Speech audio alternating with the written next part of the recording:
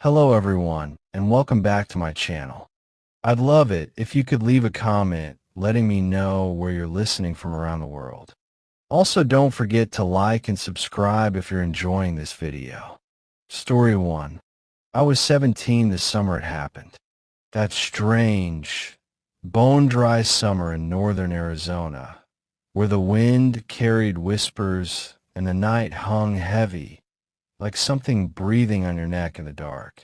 I've been helping my uncle with cattle herding on his property, which sat on the edge of Navajo land, close enough that the stories felt real even when you didn't believe in them. You know the ones, the old legends people don't like to say out loud. Skinwalkers, shapeshifters, evil that wears a face like yours. But back then, I didn't put much stock in old tales. I believed in dust, sweat, and getting a job done. That day had been long. The sky was bruised orange by dusk, and my uncle had to head into town to pick up some supplies. I volunteered to stay behind, keep an eye on the herd. We'd set up a makeshift camp just off a dry ravine, maybe 15 feet across at its widest, shallow but thick with desert brush. It was the kind of place you didn't want to wander through at night. Rattlesnakes, coyotes, God knows what else. I had my dog with me, Bear. Half-wolf, black as oil, with those eerie amber eyes. He didn't bark much. Didn't need to. When he growled, you listened. The evening passed uneventfully. I ate some jerky, drank warm water, and watched the stars come out one by one like old friends. It was quiet except for the low, occasional bellow of a distant cow and bears breathing beside me. Then something changed. It was subtle at first. The silence grew tighter, like the world had taken a breath and held it. The cows grew restless, their moos short and clipped. Bear stood up, ears pinned back, and growled low in his throat, staring into the darkness across the ravine. I stood too, peering into the black. Then I heard it. "Hey, boy, come here a sec." It was my uncle's voice, or something like it, coming from the other side of the ravine. My skin went cold. He'd left hours ago, long before the sun dipped behind the hills. I remember checking my watch. Midnight. Give or take a few minutes. "Uncle," I called back, my voice shaking a little. "Yeah, it's me." The voice replied, flat and emotionless. "I need help with a cow." Something was wrong. The tone, it was too perfect. The syllables were spaced out just right, but with no feeling behind them, like someone reading off a script. A poor actor playing a familiar part. Bear was snarling now, hackles raised, eyes locked on a single spot across the ravine.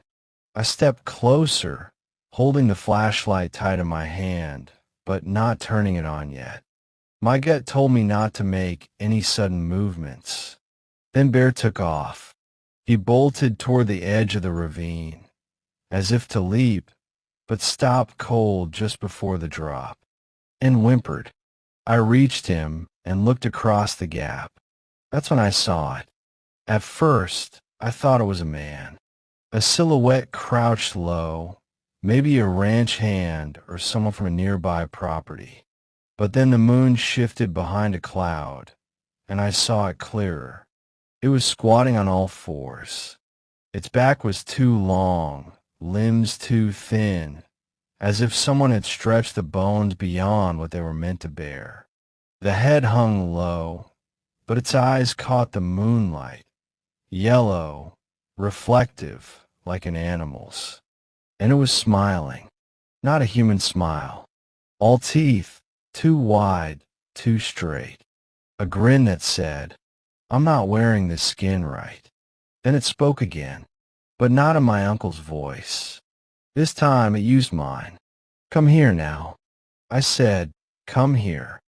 Exactly the way I'd said it before. Same pitch, same rhythm, like it had recorded me and played it back. I couldn't breathe. It tilted its head to the side, fast, like a bird hearing something strange, and then stood upright in one smooth, unnatural motion. Its legs were wrong, backward. The joints didn't bend where they should. It stared at me for what felt like a full minute, smiling like a mask stretched too thin. Then it ran, not away like a scared animal. It sprinted into the brush, low and fast, moving like a film fast-forwarded.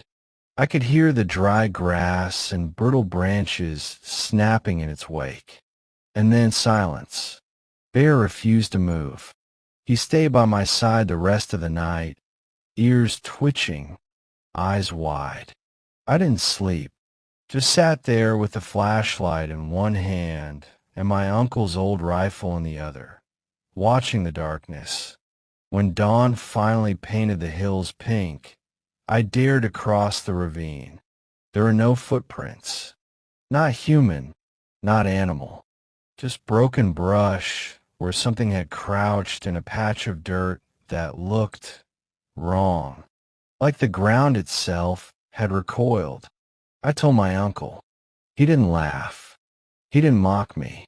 He just stared at me for a long time and said, "Next time, don't answer when you hear your own voice calling." That was the last summer I helped with the cattle. Bear died 2 years later, old age. But even in his last days, if he heard a voice in the distance calling my name, he growled. Every damn time. And me? I don't talk to the night anymore. Not even when it talks back. Story 2. 3 years ago, I went backpacking deep into the Uinta Mountains with two close friends, Jason and Mark. We were trying to escape the noise of life, you know? Work, bills, all that crap. The mountains were supposed to be our reset button. Fresh air, cold rivers, no phone service, just three guys in the trees. We'd planned the trip for weeks. Jason handled the gear, Mark had the map, and I just wanted to breathe again. What none of us planned for was what waited in those woods. We set up camp near a place Jason pointed out on the map. The trail was rough, barely marked, but it led to a flat clearing surrounded by thick pine trees. Mark joked it looked like a place people got murdered in. I laughed, nervously. As we unpacked, a man passed by on the trail. Late 60s, heavy beard, eyes like stones. He slowed when he saw us and said, "You boys camping here?" Jason nodded. The man stared at the trees behind us. "Locals don't go near this spot. They say it's cursed." Mark laughed. "Because of what ghosts?" The man didn't smile. Something older. Something that don't belong. Then he walked off and disappeared into the trees without another word. We joked about it over dinner. "Cursed spot," Jason said in a spooky voice while poking the fire with a stick. "Maybe the ghost of a grizzly will visit us tonight." It was funny then. Just a weird story from a weird old man. But around 2 a.m., that stopped being funny. I woke up to the sound of footsteps outside the tent. Not animals. Not wind. These were slow, measured, like someone pacing. Back and forth. Crunch. Pause. Crunch. Pause. I thought it was Jason getting up to pee. I whispered, "Jason." No answer. I rolled over. He was still inside, zipped up in his sleeping bag. So was Mark. The footsteps kept going, circling. I held my breath. My heart was pounding so hard I thought it might wake them. But something in me, something primal, said don't speak again. Don't move. Just listen. Then came scratching. Long, drawn-out scratches across the nylon fabric of the tent. Slow and deliberate, not frantic like a bear or a raccoon. This was calculated. Jason shifted and sat up. I saw his eyes in the dim moonlight bleeding through the nylon. "What the hell is that?" he mouthed. I was about to answer when I heard it. My voice, from outside, whispering, "Hey, come out. I need help." Cold. My entire body went cold. I didn't say that. I hadn't spoken. Jason's mouth dropped open. "That sounded like you," he whispered. Mark was awake now, too. He didn't say a word, but I could hear his breathing, shallow, fast. "Hey, come on. I'm hurt." Again, my voice, perfectly mimicked, but flat, like someone repeating sound they didn't understand. Then something touched the top of the tent. A single poke, like a finger, then another, then 5, slowly dragging down the nylon, making it creak and fold inward. Mark whimpered. I wanted to scream, but something told me, don't react. That thing wanted us to make a sound. Open the zipper. Acknowledge it. The air turned foul. Thick, like rotting meat left in the sun, and wet fur. The kind of stench that makes your stomach curl. The scratching stopped, but it didn't leave. It sat, just outside the tent, breathing. I couldn't see it, but I felt it, like a pressure on my chest. A presence. A hunger. I remember the silence most. The kind that hums in your ears and makes your own heartbeat sound like a drum. We sat like that until dawn, when the first light of morning bled through the trees. The pressure lifted. The air cleared. Jason unzipped the tent slowly, like he was defusing a bomb. Nothing, but about 10 feet away, we saw something that made me drop to my knees. Bare human footprints. No shoes. Just long, narrow feet pressed into the dirt. But beside them, claw marks. Deep, uneven like something with hands, but not human. We packed up in minutes. No breakfast. No jokes. We didn't talk on the hike back down. We couldn't. Jason deleted the pictures he took on the trip. Said he didn't want to bring any part of that thing back home. Mark moved out of state 2 months later. He doesn't talk to us anymore. Sometimes I hear noises outside my window at night. Scratching. Whispering. Always soft. Always patient. Sometimes it's still my voice. Story 3. I've never talked about this. Not the real version, anyway. The official report says I finished my shift at Fire Tower 9 in New Mexico without incident. That's a lie. Not because I wanted a lie, but because no one would believe what actually happened. Hell, I barely believe it myself. My name's James Foster. I was a park ranger for 4 years, stationed in the high desert of northern New Mexico.